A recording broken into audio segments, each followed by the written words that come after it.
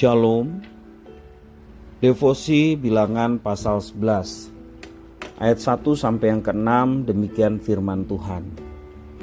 Pada suatu kali bangsa itu bersungut-sungut di hadapan Tuhan tentang nasib buruk mereka. Dan ketika Tuhan mendengarnya, bangkitlah murkanya. Kemudian menyalalah api Tuhan di antara mereka dan merajalailah di tepi tempat perkemahan. Lalu berteriaklah bangsa itu kepada Musa, dan Musa berdoa kepada Tuhan, maka padamlah api itu. Sebab itu orang menamai tempat itu Tabera, karena telah menyala api Tuhan di antara mereka. Orang-orang bajingan yang ada di antara mereka kemasukan nafsu rakus, dan orang Israel pun menangislah pula serta berkata, siapakah yang akan memberi kita makan daging? Kita teringat kepada ikan yang kita makan di Mesir dengan tidak bayar apa-apa, kepada mentimun dan semangka, bawang prei, bawang merah dan bawang putih.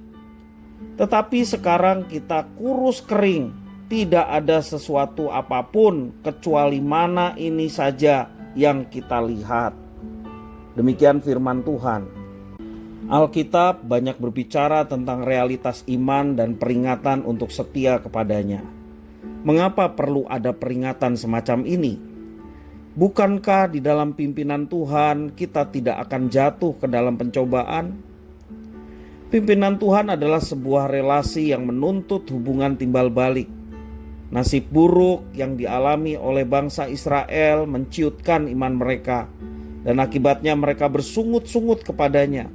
Bahkan beberapa orang dari mereka menjadi rakus sehingga mendatangkan murka Tuhan. Firman Tuhan hari ini adalah catatan awal pemberontakan Israel terhadap Tuhan. Dan peristiwa pertama, api murka Tuhan menyala di antara mereka. Ayat 1 sampai yang ketiga. Dan ayat 4 sampai 23 menjelaskan peristiwa yang kedua, yakni Tuhan Allah menghadirkan kuasanya dengan memberikan daging kepada mereka. Mengapa Tuhan menunjukkan dua sikap yang berbeda? Sejatinya Tuhan Allah tidak menoleransi pemberontakan Israel. Dalam peristiwa pertama, bangsa Israel menyalahkan Tuhan atas nasib buruk mereka, dan akibatnya Tuhan murka. Dan kemurkaan itu untuk menegaskan pemahaman bahwa Tuhan Allah yang berkuasa atas hidup mereka. Dan peristiwa kedua, beberapa orang Israel membandingkan keadaan mereka ketika mereka berada di Mesir. Dan bagi mereka santapan daging lebih memikat daripada kebebasan yang telah diberikan Tuhan kepada mereka. Kepada mereka, Tuhan Allah menunjukkan kuasanya dengan membuktikan kesalahan dari keluhan mereka. Tuhan Allah ingin menyatakan bahwa Ia mampu menghadirkan kuasanya setiap saat. Dan kewajiban orang Israel hanya taat. Taat sebagai buah totalitas penyerahan diri mereka kepada Tuhan yang mengikatkan diri dalam perjanjian. Tangan Tuhan tidak kurang panjang untuk diulurkan kepada umatnya. Telinga Tuhan tidak kurang tajam untuk mendengar setiap permohonan dari umatnya. Penghalang utama dalam menjalin relasi dengan Tuhan adalah dosa. Dosa yang menyeret kita menjauh dari hadirat-Nya.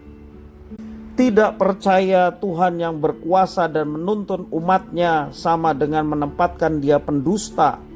Dan murka Tuhan menyala terhadap orang yang tidak percaya kepada Tuhan dan hidup dalam ketaatan kepadanya.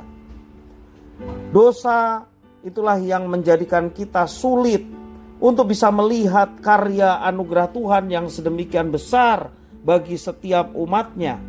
Dan sebagai umat Tuhan, kita harus sadar bahwa kita dipanggil untuk terus mengarahkan mata kita, rohani kita, jiwa kita kepada Tuhan, mengikuti setiap tuntunannya dan taat kepada pimpinannya. Dan percayalah, ketika kita tidak bersungut-sungut bahkan dengan kondisi yang sepertinya tidak kita harapkan, tetapi bersama dengan Tuhan itu sudah cukup. Dan bersama dengan Tuhan pastilah Tuhan tidak akan membiarkan kita mengalami kekurangan dari apa yang kita butuhkan.